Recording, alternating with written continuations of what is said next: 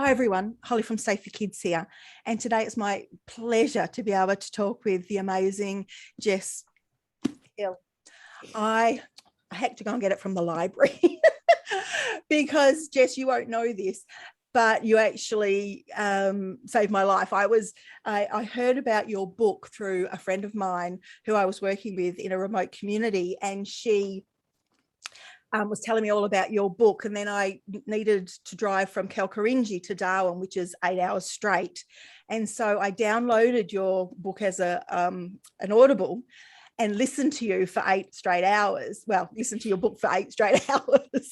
Wow. And there was no way I was driving off the road or falling asleep listening to your book. So yeah, Jess's book, See What You Made Me Do, is phenomenal. And then it was turned into an SBS 3-part documentary. So Jess, thank you for giving me your time. Oh, my pleasure, Holly Ann. Thank you for having me.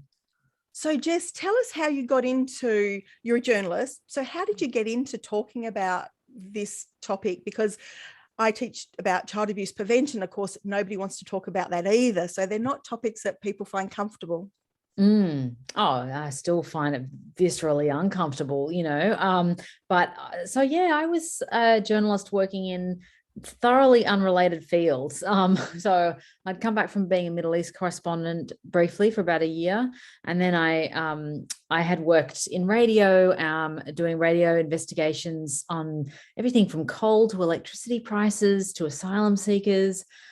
And I just, like I guess a lot of journalists, I sort of fell into this because I got commissioned to write a piece on it. And back in 2015, I started in 2014, and back then to be commissioned to write a 4,500 word feature on domestic abuse as a phenomenon, not as a true crime thing, not analyzing a murder, just talking about what is domestic abuse and how does it affect people. That was like sort of unheard of at the time. And sorry, just 1 second. You're right. The sink was just, it was like there was a monster in my sink. Anyway, you might not have heard that. So when I got commissioned by the Monthly to write this, I knew that it was a worthy issue. Luke Batty had been murdered in February of that year in Victoria. Rosie had had a year of being like incessantly on television and radio and newspapers, but still very much a Victorian name, and should be made Australian of the Year within a few months. And I got totally fascinated by the subject because I realized that it was nothing like what I thought it was. And I think that what emerged over the years of me focusing on this is that what I was discovering was the nature of coercive control. And what I thought that I was going to be writing about was domestic violence, as I understood it, which was, for me, man goes home, assaults his wife, or vice versa. And the incident was the main game, as far as I could see. And I guess what we didn't know about coercive control and so much else about domestic abuse and the systems that respond to it, that's what got me really hooked. And every time I thought that I'd done it, I've done that now. I've done, 3 programs on, or I've done this and that. I just kept on getting drawn back in. I'd get another email from someone, or I'd get a phone call like saying, have you looked into this? Have you looked into the family court? Have you looked into perpetrators? Have you looked at the, and then when I got commissioned to like write a book about it, I was quite reluctant because I knew that it meant diving into a subject that would have a significant impact on my life. I didn't quite foresee just how significant that would be, but I was reticent, and I think wisely so. You should be reticent going into something like this. It is some of the darkest material I've ever come in contact with, but for some reason, whatever it is that I'm still working out with my therapist, I just have a very deep and abiding fascination with it. and a sense of commitment to the people who've been through it, particularly victim survivors, but anyone who's affected by it, to give language to people, give form to their experience, and to try as much as I can to give some power and support to initiatives that I think are going to move the dial on how we confront this. Wow, that's phenomenal. And so much of that resonates with me because, you know, child abuse is along the similar lines. It's things that people don't want to talk about. But, you know, in our teaching, we teach that, you know, up to 1/3 of children will suffer some form of sexual abuse, whether it's being exposed at a bus stop or kids seeing pornography, right to the most heinous acts.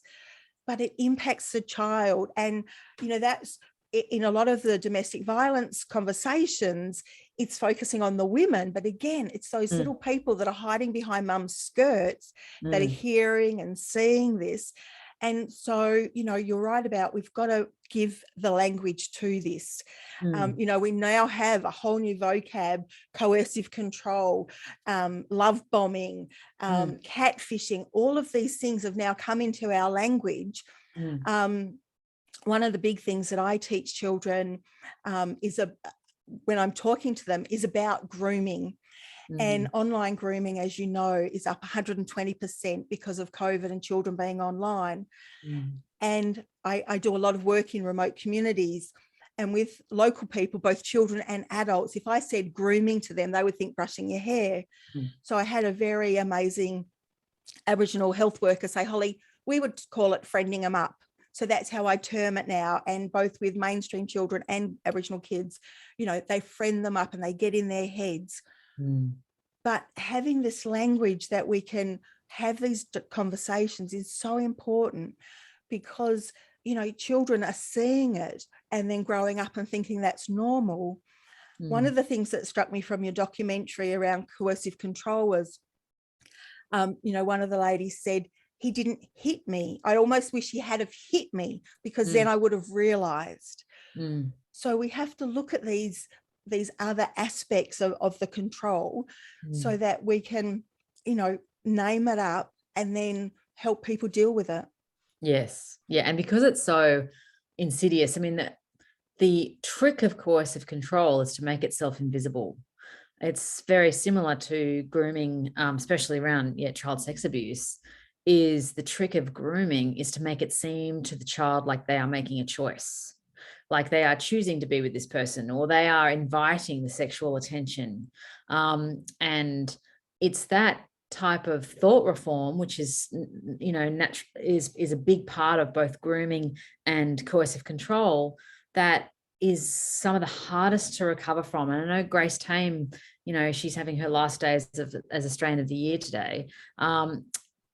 She talks about some of the hardest sort of stuff to get past about her own sexual abuse was that sense that she had asked for it, that sometimes she would sit on her abuser's lap and just because she wanted to get it over and done with. My great friend and who's an amazing scholar on this, Mike Salter, just released a paper on how sexual pleasure does not equal consent, that you know, there is so much more complexity to these situations of abuse.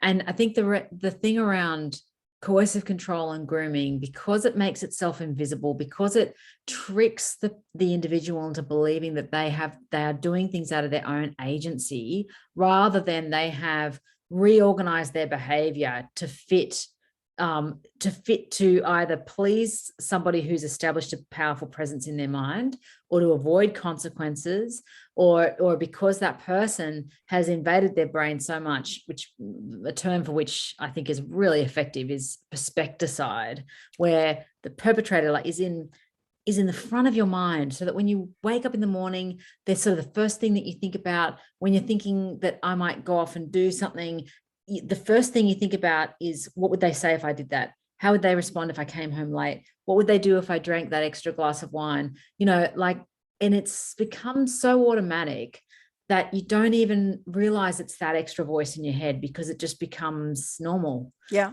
And trying to put language around that for a lot of victim survivors is very difficult. They don't realize at the time, well, I'd say more than half don't realize at the time when they're surveyed that they were being abused. So to look back retrospectively, it's like peeling an onion and trying to go, what was the abuse? What was the relationship? Is there a distinction between the two? When was it genuine? Like, it's just never ending. And so a big part of what I set out to do with the book, with the series, and also with this podcast, The Trap, last year, was to give language to people who found it almost impossible to articulate to either their friends, to themselves, to professionals, so that you're not, some people are natural gifted communicators. They, for whatever reason, just are able to really sum up what they've experienced. Others just really need that scaffolding. And that's what I think more and more of this material that gets produced provides people. Every time someone hears a conversation like this, they understand a little bit more about their own experience, or they understand it for the first time, and I get that a lot, that people are seeing that they're in a relationship, or that they've had a relationship that's coercively controlling for the first time, just in hearing the techniques listed or the effects listed. Yeah. It's remarkable. You brought up so many great points. The first one that really struck me is I was in a remote community and I was describing all of the different things, and a young 10-year-old's gone, "Holy, so it's like they brainwash you." Yes, buddy. Yeah, English is his second language. And you think if you can get them to understand, yes, that is exactly what, it is. The other thing is when you touched on about the way the body responds. One of the big things that I'm going to start talking more about, but I haven't come across anybody else that's doing it. We need, Professor Frida Briggs has passed away, but she was one of our most renowned experts in the field of child protection. She actually believes boys are more sexually abused than girls. Boys are just less likely to talk to us. And so one of the things, she would interview perpetrators in prison, and they would describe, she would say, "So have you been sexually abused?" "No, I was never touched as a child." "Well, tell me about your first sexual encounter." And then they realized they had been abused. But after talking to so many male survivors of child sexual abuse, there's two reasons why I think they don't disclose, that's come across to me. One is, will I turn into a pedophile, a perpetrator? And we know that that's not true. But also, because boys' bodies are designed to react to a certain touch, they think they asked for it. And so I'm going to get brave, and I think we need other people to get brave and say, I say to kids, you get goosebumps when you're cold and you shiver because you're cold. That's a body response. Our bodies are designed to do that. When we're hungry, our tummy rumbles. So we go and eat something. Our body responds in certain ways to certain touch. So if a boy does get an erection, it doesn't mean you liked it. It doesn't mean you consented. That's the way your body's designed. We have to give young people those clear messages, because they're not getting them and they're blaming themselves. Girls are the same, but for me, we have to do so much more with that, with our boys. So our program teaches children that, if you feel unsafe, you'll get something called your early warning signs. So as adults, we would call it intuition or gut feeling and things like that. But with kids, we explain that your body reacts, and you get your fight, flight, freeze, faint. But I'm so glad now that they've added an extra F, which is fawning, which is the other thing that you touched on. It's not that, like you said with Grace, she just wanted it over with, so they just comply. It's not that they're consenting, and we really need to get clear on that and talk more about this fawning. That's why the age of consent is so important, because the whole point is, it's like, people who have been through child sexual abuse may feel special. They may feel like that person is someone they want to have the exclusive attention from, that they're the only person who understands them, all those sorts of different things. And I remember when I was doing a one of my first investigations into family court, and I was speaking to a really eminent child sex abuse academic, and he asked me to turn the tape off while he explained, the fact that some children will enjoy the abuse, and I thought, wow, isn't that interesting? Like, you don't feel like you can say that on tape, like it's still so taboo.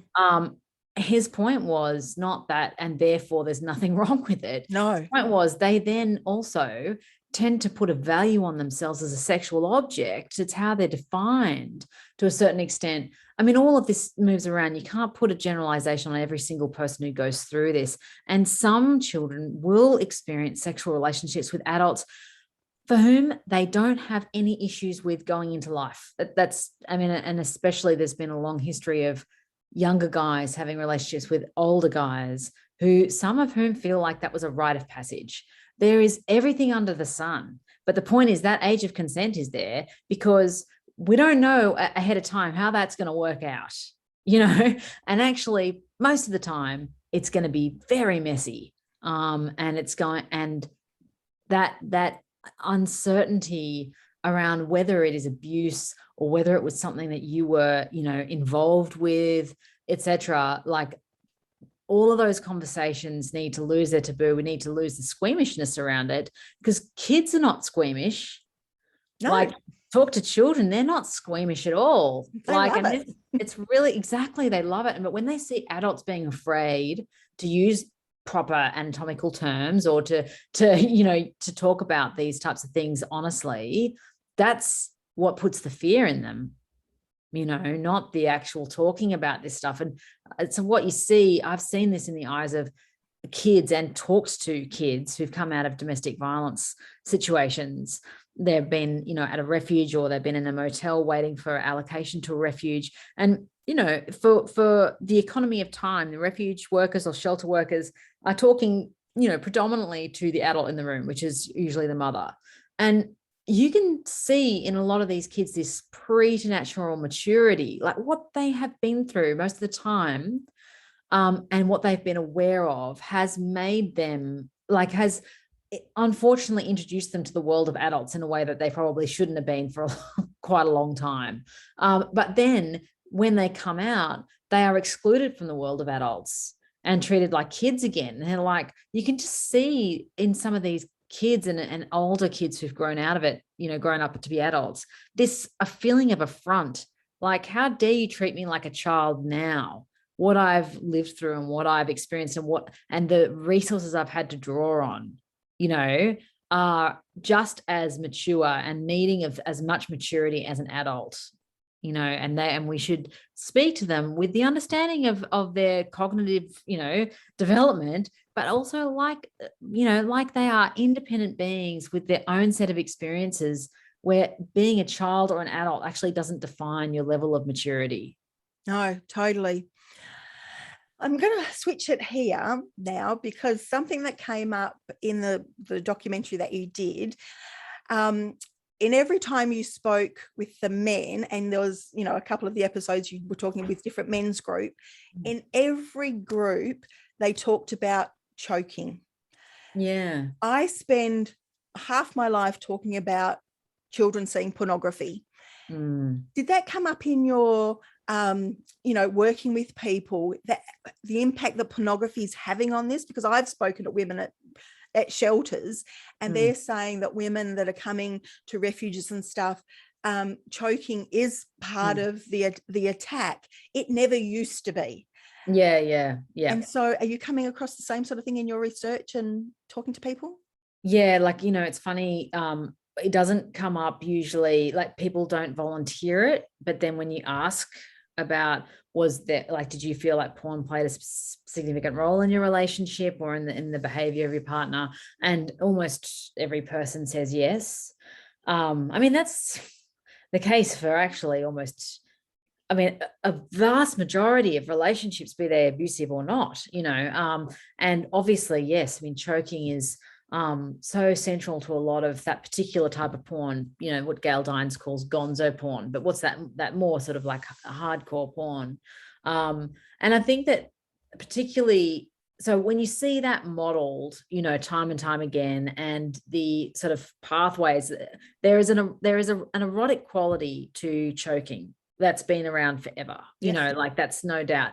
And I think what happens is, it's not that we create these things through things like porn or, you know, or other types of cultural mediums. It's that they get exacerbated and industrialized, you know, and the where choking has got to being so normalized, instead of being, as it should be, something that is treated with enormous care and, you know, questionable whether there's any safe level of it. Actually, I've spoken to several doctors about this, even in a very controlled S&M sort of environment. But it's something that, you know, prior would have been treated very carefully, would have been a highly consensualized type of thing to do in sex. But now you're hearing stories, particularly from young women, where you're on your first or second date and the guy wants to choke them during sex. I mean, it's just nuts. And they don't have any training. They don't know what it is to lock off oxygen for, you know, I mean, it's so scary. But in a coercive control environment, and this is modeled in porn as well, is that feeling of absolute power, and power you can take by degrees. So, you know, you can, it's not an assault. It's not an assault in this way that a hit is. It's something that you can intensify and drop off in a way that you can maintain eye contact. You can speak to them through it, like, and you are basically demonstrating your godlike powers over that person, and perhaps doing it in a way that you could later gaslight them into sensing was just a sexual thing and was not violence, because it is so normalized in sexual interactions. So I know, I mean, I remember seeing when I wrote the book, I think it was the Gold Coast Centre for Sexual Assault, probably not saying that name correctly, but and they were talking about the increase in the severity of the levels of things like choking, and that the sorts of things they were seeing would qualify as torture. And that was, as you say, it was not something that they had seen en masse before. And I think that people seem to get, it's not even that porn is taboo. It's like, it's just so far away from people's radars. They find it boring to talk about. Often it can go into sanctimonious territory where it becomes almost kind of religious, you know. Yeah. And then there's the whole uncomfortable thing within feminism around protecting the rights of sex workers. And so if you're anti-porn, are you anti-sex worker? It is lost in this myriad of like politics that makes it very difficult to talk about honestly. But people like Richie Hardcore, I think, are mainstreaming the conversation because he's experienced what it's like to feel compulsive around watching porn and the impact that had on his sexuality. And he's able to have these conversations with young men in a way that doesn't feel judgy. You know, it just feels like a mate talking to another guy about what it's like. You know, that's really important. It's the stuff around porn, the awareness I think has been raised primarily through women, but the change probably has to come through men. Definitely. Other men. Yeah. I actually will be interviewing Richie, and I've also last week interviewed a guy named Gabe Deans from the US, who I met at a conference based on porn in Washington. And I believe that we need to start talking to children about it from the age of 6 at the latest, because there is so much of it on YouTube and kids are coming across it by accident. But also I'm seeing children in the playground as part of their play. First thing they're doing is lunging for somebody's throat. And so, you know, we can't have that. We have to have these conversations to talk about, you know, where did they learn that behavior? I don't call it porn with 6-year-olds. We call them private pictures and private movies. And I've written 2 books to help have those conversations. But yeah, you don't even also want to give them the search word, to be honest. Like, but that thing, I think that thing around choking, one of the most amazing conversations I had with, and most revealing, was with this Dr. Vanita Parekh in Canberra, who runs what's colloquially known as a strangulation clinic. And she said to me, there's no safe level of choking, that when you have oxygen cut off from the brain for, be it 2 seconds to, you know, a minute and a half, you're causing damage.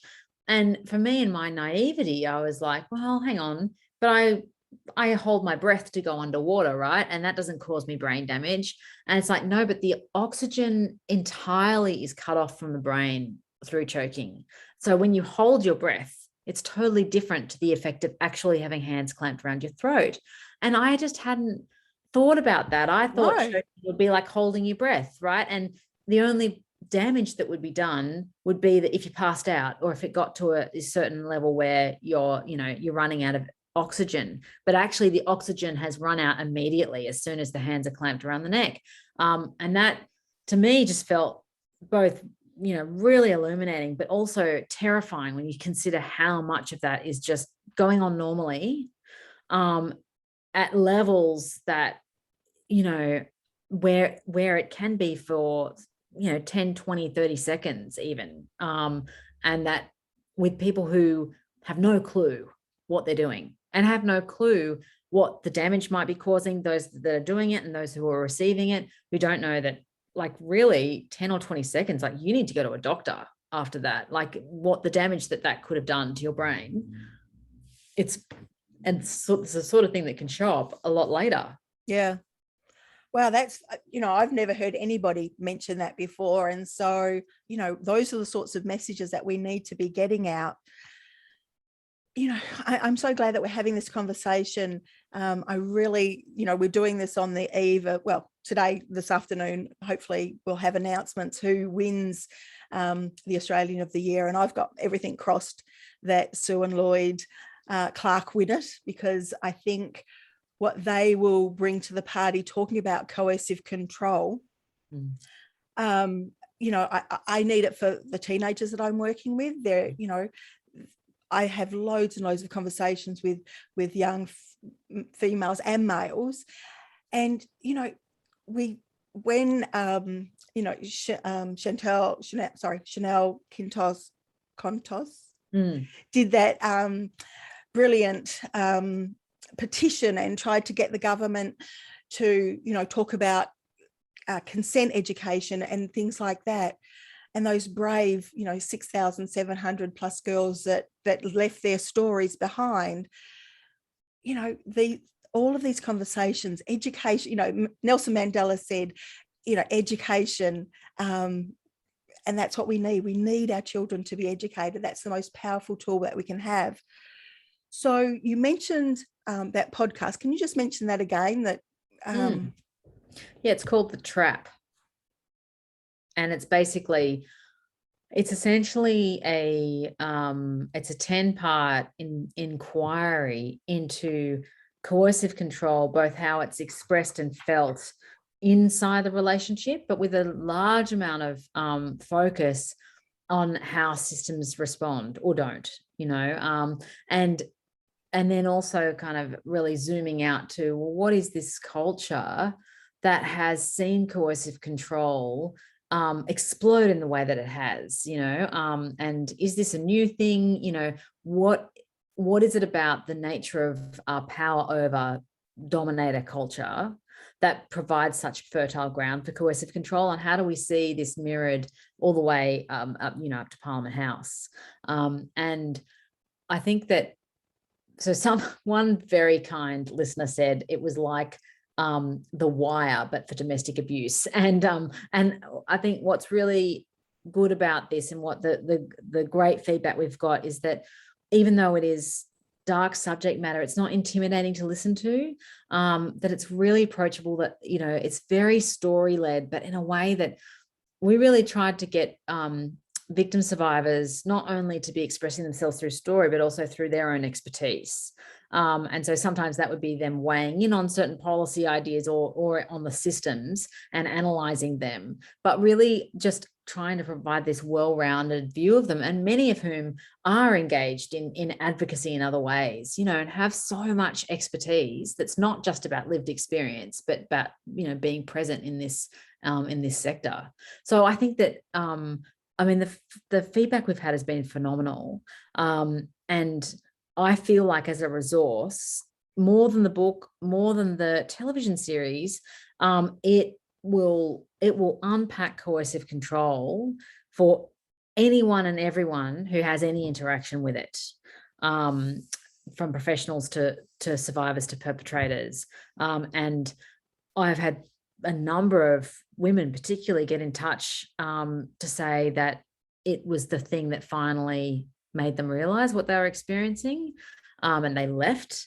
I've had a number of men get in touch with me to say, I'm alarmed that I am resonating with some of the stuff you're talking about when you describe perpetrators, and I want to seek help.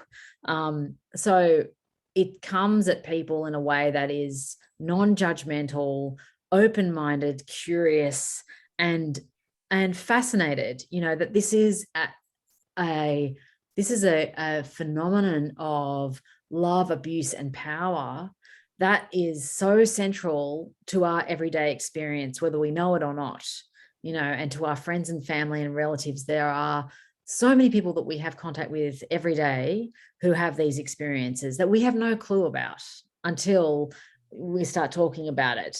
And I think it's our responsibility to get across how these systems work, as citizens and as family members and as friends, so that we can be that person that tries to stand in the way of that, or does what they can to support people who go through it, because someone will go through it. There's no doubt. Yeah, definitely. So would you recommend it for 14, 15-year-olds, or? I definitely recommend episode 2.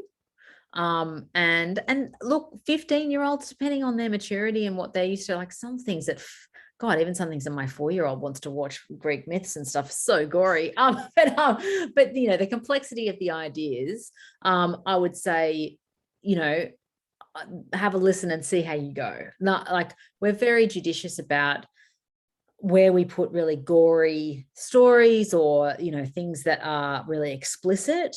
It's not that it's not there, but there's also transcripts. So if you're a parent and you're wondering whether this is okay for your teenager, you can look ahead to the transcript and maybe even see where you want to fast forward. There's some very heavy material in like episode 3 on perpetrators, where we actually hear recorded, not physical attack, but verbal attack, which I've used in a few training sessions with government and corporates, and for adults, that floors people. And it's interesting, you come to the end of it and make the point that at no point did this man hit this woman. Can you feel how terrified you were? And it's, there's a few things like that, but otherwise I would say that with a teenager with maturity, who's already watched pretty intense films, this is not going to be that challenging. Cool. I'll put them in the show notes, the links to both your podcast, but also that particular one, because we have to help adults have these conversations. And there was that show on Netflix, 13 Reasons Why, that talked about suicide and things like that. And a lot of people, teenagers were watching it. So I had to sit down and watch it, because they're teaching tools. So, the fact that the script's there and I can go and, like you say, pick out bits to play for the young people, because when I'm working with teenagers, they're saying to me, oh, Holly, I'm never having sex because it's so filthy, it's so disgusting, because boys are showing them porn at the recess and lunch breaks. We're not helping. It is filthy. It feels filthy. I can't personally, I just don't get anything from porn. I can't watch porn. I'm just like, it's gross. Most porn, with rare exceptions. But yeah, the thought that you'd come across that as a teenager when you're trying to learn about sex, like a lot of that is just so unsexy. Yeah. But when I'm working with young fellas, they admit to me of watching at least 2 hours a week of it. And when I say, guys, why would you look at that? Oh, to learn technique, miss, to learn style. Let me stop you right there, because that's not the right technique if there's no style. But there's no kissing, there's no foreplay, there's no consent, there's no pleasure for women. And they'll say, Holly, we know it's not real. And I explain to them that your brain can't tell the difference between seeing something and doing something. So even though you can verbally say, it's not real, your body is still being wired and it's still reacting to that. Yeah, so and it's getting off on certain things. And that's the thing. I remember Marie Crabb saying that, it's not like when people used to say, if people watch, you know, horror movies and then they go shoot up a school, you know, because actually you see a horror movie and you absolutely know it's not real, because like, you know, or a fast car movie like Fast and the Furious. Yeah. You watch Fast and the Furious and then you go out on a drive with your mum, you know, like, and you can see that cars don't drive like that. Like, but the thing with porn is, for so many of these teenagers, is they don't see any other real sex. It's not like you go to a place where like, oh, there's a real couple having sex. The only place they're going to see sex is themselves. And because they get that erotic pathway reinforced time and again, not to mention the fact that that is often coupled with shame. So often there's a shame thing about, for boys, watching the porn in the first place, and what they're finding erotic can feel shameful for them. So you get this shame orgasm interplay, which is, you know, talk to Richie Hardcore about that's also incredibly damaging. Forgetting, you know, the impersonating of certain techniques and choking, that the identifying your erotic, your sense of the erotic and your sexual life with shame is just catastrophic and feels extremely, it's like it's undoing all of the work that's happening up here on the surface with respectful relationships classes, the work that you're doing, so much work that's going on in schools. It feels like this steady access to hardcore porn is like not quite undoing, but it's counteracting. Like, it's like constantly playing catch up. And it just, I find it so sad that we aren't better at demanding, whether it be like better regulation online or whatever it's going to be. There's got to be some way to contest this. It can't just be that there's this free for all forever, that there's nothing we can do anything about. That can't stand as a society, I don't think. No, you're exactly right. I can't thank you enough for giving me your time today. My pleasure. Everything crossed for this announcement this afternoon. I know whether they win or not, we will still hear loads and loads. You mentioned to me offline that the coronial inquest will come into the loss of Sue and Lloyd's daughter and grandchildren. So it'll be in the media regardless, but you know, we have to have these conversations, and I'm so grateful that you've given me your time today. Oh, thank you, Holly Ann.